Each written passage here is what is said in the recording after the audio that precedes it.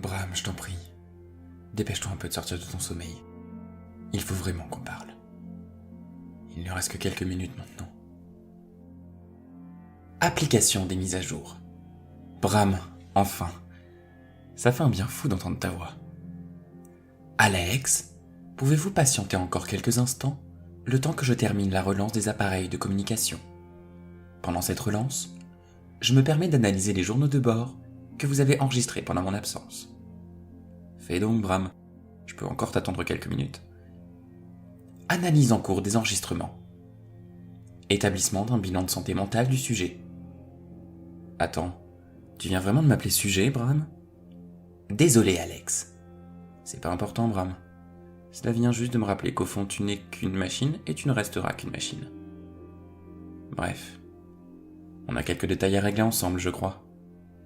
J'ai cru comprendre, d'après vos enregistrements, que vous aviez effectivement quelques questions à me poser. Même si j'en connais partiellement la teneur, je vous laisse le temps de trouver vos mots pour me formuler les interrogations que vous pouvez avoir. Tant de délicatesse, Bram. Tu pourrais presque obtenir une nomination pour le concours de la plus gentille intelligence artificielle. Dans un premier temps, tu t'es rendu compte que j'ai pas tout à fait écouté ce que tu m'avais dit. Quand j'ai voulu réparer le module, plutôt que de me lancer à l'aveugle, je me suis dit que je devais comprendre l'installation informatique du module. J'ai donc essayé d'accéder à celui des passagers pour observer l'installation électrique et pouvoir en tirer quelque chose. Sauf que j'ai pas pu y rentrer. Le panneau d'affichage m'annonce que je n'ai pas le niveau d'autorisation nécessaire. Alex, ne vous inquiétez pas. Tout est parfaitement normal. J'aurais dû vous prévenir avant la mise à jour. Pour le moment, vous n'avez pas encore accès à l'ensemble de la station. Vous pouvez me demander d'ouvrir pour vous certains modules. Au bout d'une année de commandement, ces modules vous seront automatiquement déverrouillés.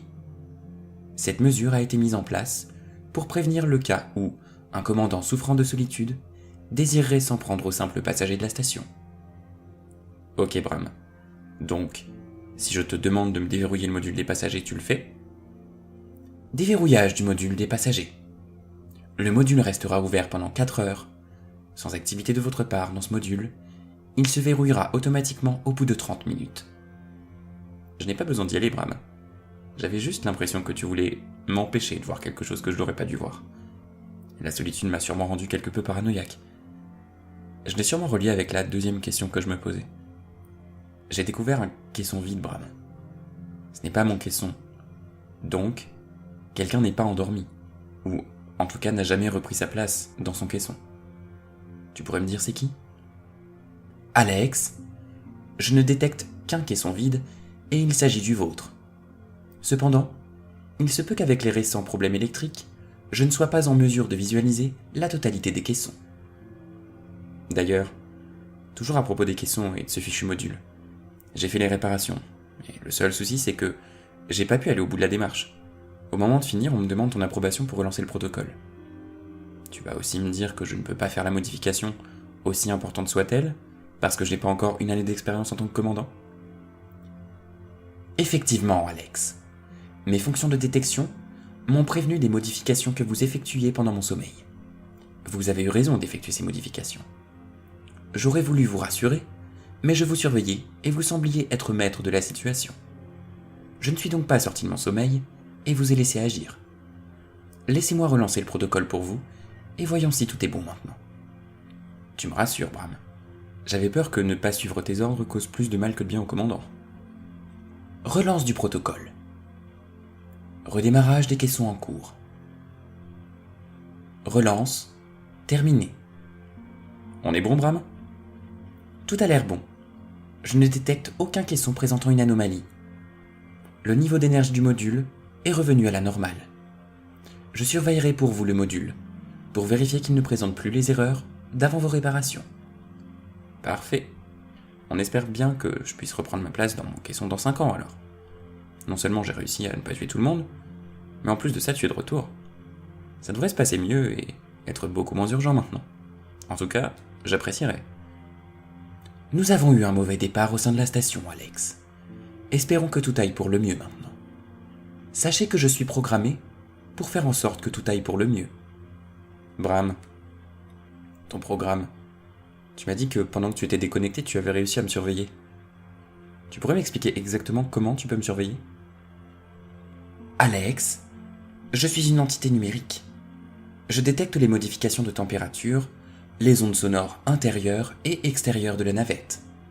Je détecte certains autres paramètres, mais suis incapable de vous surveiller à proprement parler. La station Harrigay ne dispose d'aucune caméra à l'intérieur des modules habitables.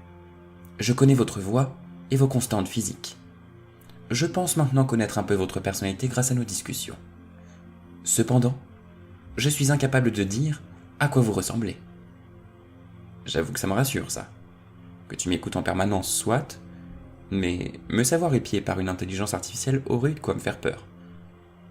Il reste une toute dernière chose. Regardons ensemble, si tu veux bien, si ta mise à jour a amélioré la situation et me permet maintenant de rentrer en contact avec une autre station, tu veux? Alex, pouvez-vous vous placer devant le panneau de contrôle du centre de la pièce? Laissez-moi en activer l'affichage. Voyez-vous le nom de certaines stations en vert sur le panneau de droite? Aucun, Bram.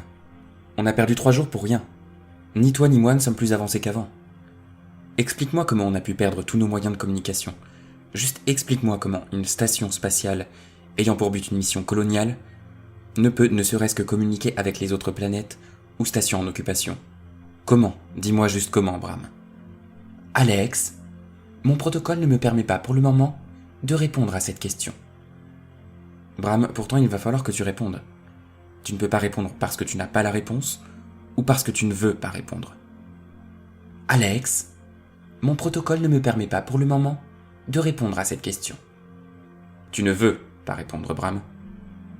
Je ne peux pas répondre, Alex. Dans ce cas, dis-moi exactement dans quelles circonstances tu ne peux pas répondre à la demande d'un commandant. La documentation de mon système m'annonce ceci. Mon protocole présente un droit de réponse limité quand il répond à un de ces critères. Bram ne peut répondre si la question posée n'est pas claire et ou remet en question les connaissances implantées à l'intelligence artificielle par la société fondatrice Expense.